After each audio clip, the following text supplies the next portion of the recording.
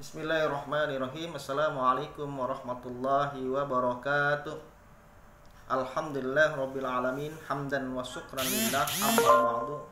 Alhamdulillah, pada pagi hari ini kita masih bisa bertatap maya kembali dalam rangka menjelaskan bab 4 tentang indahnya kebersamaan dengan sholat berjamaah.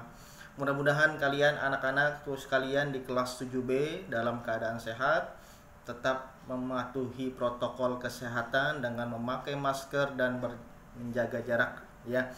Kemudian hari ini Bapak akan menjelaskan tentang bab 4 tentang sholat berjamaah. Pekan lalu kita tidak bisa bertemu di pembelajaran dari rumah lantaran kalian sedang menerima rapot, pembagian rapot dari wali kelas masing-masing.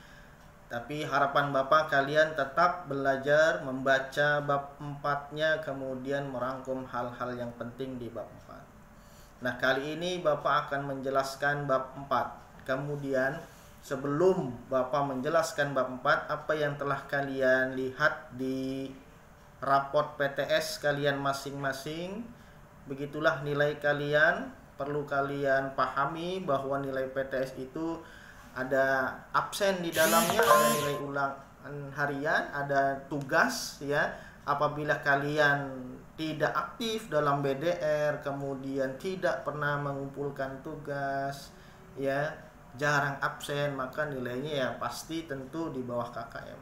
Bagi yang sudah aktif, alhamdulillah bisa dapat nilai 80 90. Oke, itu maka kemudian harapannya besok-besok di pertemuan mendatang kalian bisa lebih giat lagi dalam belajar BDR. Oke?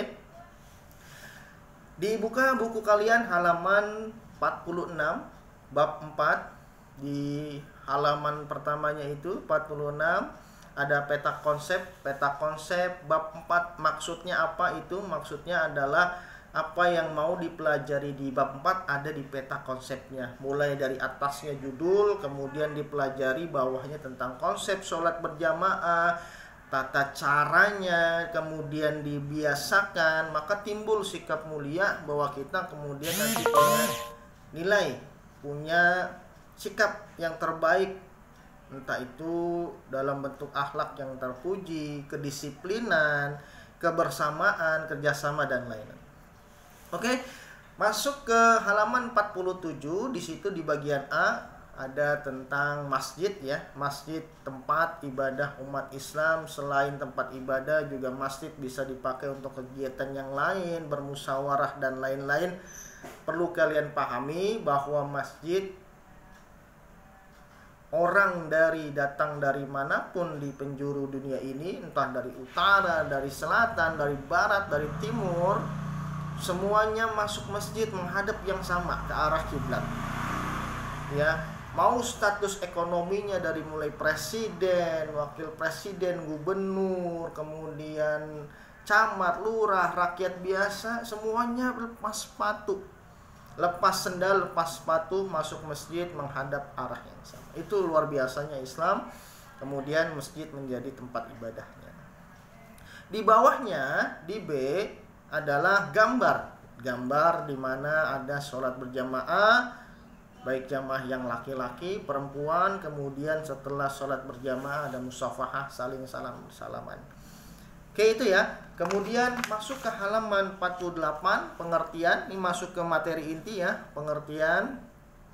Sebelum ke pengertian, tentunya kalian sudah atau sering sholat berjamaah kan ya. Jangan sampai tidak pernah sholat berjamaah di masjid. Walaupun di tengah pandemi corona ini, tetap memperhatikan protokol kesehatan. Kalaupun kalian pergi berjamaah sholatnya di masjid atau di musola, tetap pakai masker, tetap menjaga jarak ya, agar kemudian ibadahnya dapat, sehatnya juga. Oke? Yang pertama di halaman 48, pengertian sholat berjamaah. Seperti yang kalian ketahui, seperti yang kalian telah baca, sholat berjamaah adalah sholat yang dikerjakan secara bersama-sama. Minimal ada 2 orang, satu sebagai imam, satu lagi sebagai makmum. Makin banyak makmumnya, makin bagus sholat berjamaahnya. Oke, itu pengertian sholat berjamaah. Lalu kemudian ada lawan dari sholat berjamaah, yaitu sholat munfarid, yaitu sholat yang dikerjakan secara sendirian. Ya. Kemudian di bawahnya ada dalilnya dalam berupa hadis Rasulullah SAW pernah bersabda, an Ibni Umar qala Rasulullah SAW, sholatul jamaah tafdulu ala sholatil fazi bisab'i wa isrin darajah, rawahu Bukhari wa Muslim. Kata Rasulullah dari Ibnu Umar radhiyallahu anhu, Rasulullah bersabda, sholat berjamaah itu lebih utama daripada sholat sendirian. Berapa pahala keutamaannya? Adalah 27 derajat. Nah itu ya bagian dari dalil sholat berjamaah dari hadis Rasulullah SAW. Kemudian di sebelahnya halaman 49 ada syarat sah sholat berjamaah. Tentunya pertama ada imamnya, ya, ada makmumnya. Kemudian di satu tempat dikerjakannya, jangan sampai imamnya di rawa bebek, makmumnya di rawa kuning. Itu nggak bisa ya. Harus satu tempat ya, di satu tempat di masjid atau di musola itu atau di tempat itu. Kemudian sholatnya makmum sesuai dengan sholatnya imam. Itu syarat sholat berjamaah. Kemudian di bawahnya ada syarat-syarat sebagai imam, ada juga sebagai makmum. Tapi yang paling utama adalah syarat sebagai imam. Pertama, bacaannya fasih, ya. Kemudian keilmuan tentang Islam, tentang kemauan para jamaahnya punya, ya. Dan lain-lain kamu bisa baca sendiri di buku. Kemudian juga ada syarat makmum.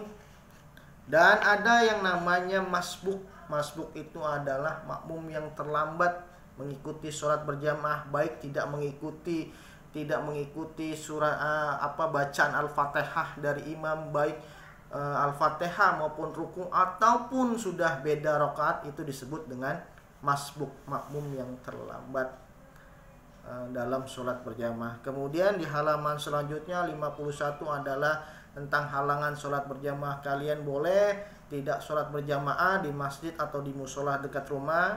Pertama, karena faktor hujan deras, ya, disertai angin, petir menyambar dan sebagainya. Kalau cuma gerimis aja, silakan kamu pakai payung, kamu pergi ke masjid. Kemudian ada sakit yang mengakibatkan dia tidak bisa pergi berjalan ke masjid atau ke musola, maka kemudian boleh sholatnya di rumah. Dan juga hal-hal yang lain yang diterangkan dalam buku. Oke, itu sedikit penjelasan dari Bapak tentang sholat berjamaah. Mudah-mudahan kalian tetap sehat, tetap bisa sholat berjamaah. Jangan lupa protokol kesehatannya, tetap memakai masker, dan juga menjaga jarak, hindari kerumunan orang. Oke, hari ini tidak ada tugas, Bapak hanya menjelaskan. Mudah-mudahan kalian paham. Sembari menunggu waktu jam kedua ini selesai, kalian boleh baca-baca lagi bab 4-nya sampai belakang, ya.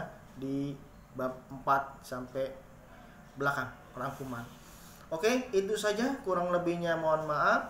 Billahi taufik wal hidayah. Assalamualaikum warahmatullahi wabarakatuh.